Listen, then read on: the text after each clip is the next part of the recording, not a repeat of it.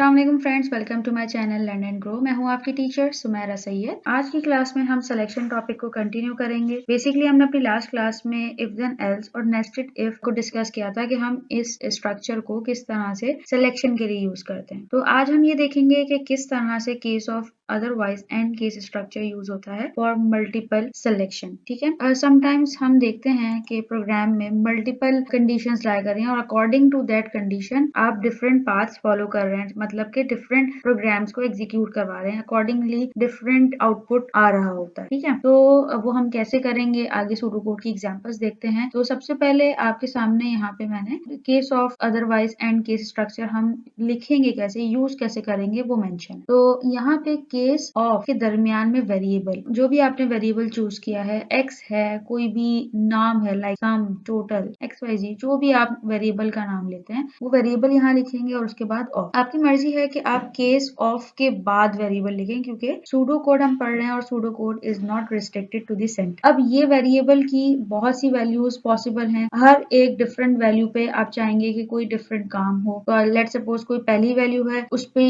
ये एग्जीक्यूट होना चाहिए अगर उस वेरिएबल की ये वैल्यू है, अगर उस वेरिएबल की ये वैल्यू है तो ये वाला ब्लॉक एग्जीक्यूट होना चाहिए, एंड सो ऑन। ठीक है, till value n whatever the number of values are, आप उसके अकॉर्डिंग यहाँ पे कोड्स भी मेंशन करते जाएंगे। और अदरवाइज इसका मतलब ये है कि अगर इनमें से कोई भी वैल्यू नहीं है तो ये कोड ब्लॉक एग्जीक्यूट होना चाहिए। और उसके बाद एंड केस, एंड केस बहुत इंपॉर्टेंट है ताकि यहाँ कंपाइलर ये समझ सके कि केस ऑफ स्ट्रक्चर क्लोज हो चुका है। ठीक है, केस ऑफ स्ट्रक्चर को जैसा कि हमने डिस्कस किया कि जहाँ पे मल्टीपल सिलेक्शन हो रही हो या बहुत सारे आउटकम्स पॉसिबल हो, वहां हम केस ऑफ स्ट्रक्चर यूज कर रहे हैं। तो यही चीज हमने नेस्टेड इफ में भी देखी थी और हम उसको भी इसी स्पेसिफिक रीजन की वजह से यूज कर रहे थे कि मल्टीपल सिलेक्शन हो रही थी। तो बेसिकली ये दोनों ही स्ट्रक्चर्स मल्टीपल सिलेक्शन के लिए यूज होते हैं।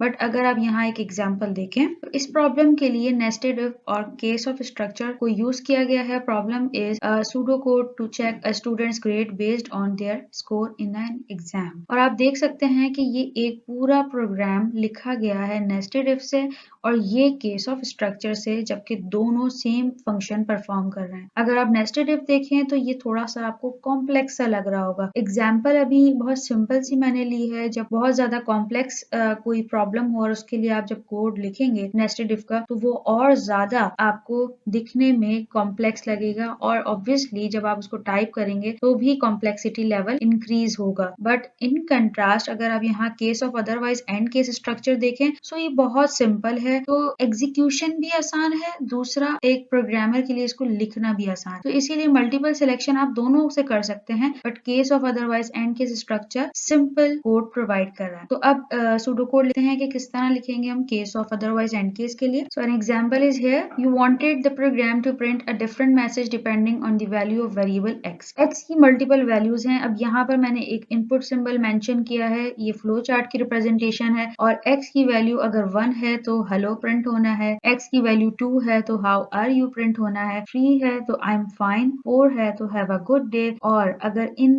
चारों वैल्यूज में से कोई भी वैल्यू एक्स की नहीं है, कुछ भी और है, तो डिफॉल्ट मैसेज गुड बाय का मैसेज शो होना है। इसके लिए हम सूडो कोड कैसे लिख रहे हैं, तो आपने लिख दिया case of x, x is your variable. अब एक्स की वैल्यू क्या क्या हो सकती है, एक्स की वैल्यू इस एग्जाम्पल में इन्होंने कहा है 1 हो तो क्या प्रिंट होना है, हेलो। 2 के लिए हाउ आर यू प्रिंट हो जाएगा, 3 के लिए प्रिंट होना है आई एम फाइन, एंड 4 के लिए हैव अ गुड डे, जैसा कि इस फ्लो चार्ट में मेंशन है। एंड उसके बाद आप लिख रहे हैं अदरवाइज, अगर इनमें से चारों में से कोई भी वैल्यू एक्स की नहीं है तो प्रिंट हो जाए गुड बाय। और उसके बाद एंड केस, आप जरूरी नहीं है कि प्रिंट ही करवाएं, आप प्रिंट के अलावा कोई भी और टास्क परफॉर्म करवाना चाह रहे हैं तो वो आप कर सकते हैं। This is the simplest example in which we use case of structure. ठीक है, I hope you got it that how we are using case of structure in pseudocode. It's really easy. So next is activity 7.5 from your book. Use a case statement to display the day of a week if the variable day has a whole number value between 1 to 7 inclusive. Okay, 1 and 7 खुद भी include है and an error message otherwise. ठीक है, तो आपको days mention करने हैं, user कोई भी वैल्यू इनपुट करेगा, 1 to 7 कोई भी वैल्यू वो एंटर कर सकता है और अगर इन नंबर्स के अलावा कोई भी नंबर वो एंटर करता है तो एक मैसेज शो हो जाना चाहिए, कोई भी एरर मैसेज जो आप चाहें वो शो कर सकते हैं। ठीक है, तो इसका सूडो कोड कैसे होगा? केस ऑफ और डे इज अ वेरिएबल जो कि क्वेश्चन में मेंशन है। अब डे के बाद यूजर कुछ एंटर कर रहा है, एंटर क्या करेगा? 1 till 7 वैल्यूज वो एंटर कर सकता है। तो 1 पे प्रिंट क्या होना है? संडे, 2 पे Monday and so on till 7 days print हो जाएंगे। और इन 7 में से कोई भी नंबर अगर यूजर एंटर नहीं करता, कुछ भी और कर रहा है, तो otherwise print error and case. Now moving towards a past paper question. ये पास्ट पेपर क्वेश्चन का मैंने रेफरेंस मेंशन कर दिया है। क्वेश्चन नंबर 4 है अक्टूबर नवंबर 2019 पेपर 2-3। ठीक है। The following pseudocode algorithm uses nested if statement. आपके सामने ये कॉम्प्लेक्स सूडोकोड लिखा गया है और यहाँ पे if response is equal to 1। ठीक है। ये एक कंडीशनल स्टेटमेंट है। आपको पता है कि इफ के बाद हम कंडीशनल स्टेटमेंट मेंशन करते हैं। तो अगर रिस्पॉन्स 1 है देन ये फंक्शन परफॉर्म हो जाए। एल्स इफ रिस्पॉन्स 2 है तो ये फंक्शन परफॉर्म हो जाए। एल्स इफ रिस्पॉन्स 3 है तो ये फंक्शन परफॉर्म हो जाए। एल्स इफ रिस्पॉन्स 4 है तो ये फंक्शन परफॉर्म हो जाए। एल्स अगर इनमें से कुछ भी नहीं है तो आउटपुट आ जाए नो रिस्पॉन्स। और उसके बाद जितनी दफा आप इफ स्टार्ट करेंगे उतनी दफा एंड इफ आएगा। तो ये एक सूडोकोड गिवन है इस क्वेश्चन में। और अब क्या पूछा गया है? Name the type of statement demonstrated by use of if then else end if. यहाँ पे आएगा कंडीशनल स्टेटमेंट। क्यों? क्योंकि ये एक ऐसी कंडीशन है जिसपे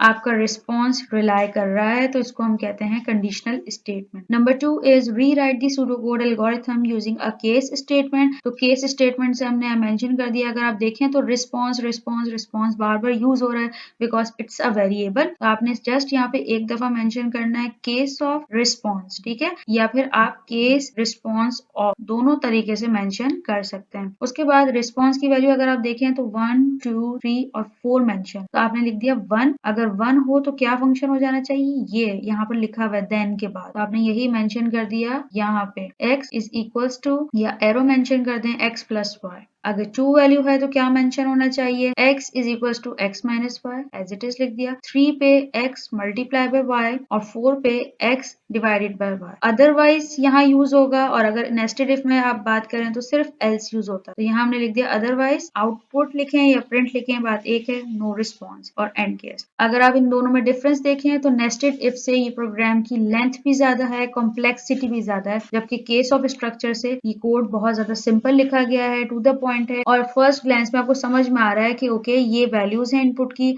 और ये ऑपरेशन परफॉर्म करना। सो आई होप आपको केस ऑफ स्ट्रक्चर समझ आया है और आप अब क्लियर हैं कि हम सूडोकोड में जब भी हमें सिलेक्शन करनी होगी तो हम किन टूल्स को यूज करके सिलेक्शन कर सकते हैं। तो stay tune to my channel, must subscribe it and share it within your network and enjoy learning. Keep growing. Take care. Allah Hafiz.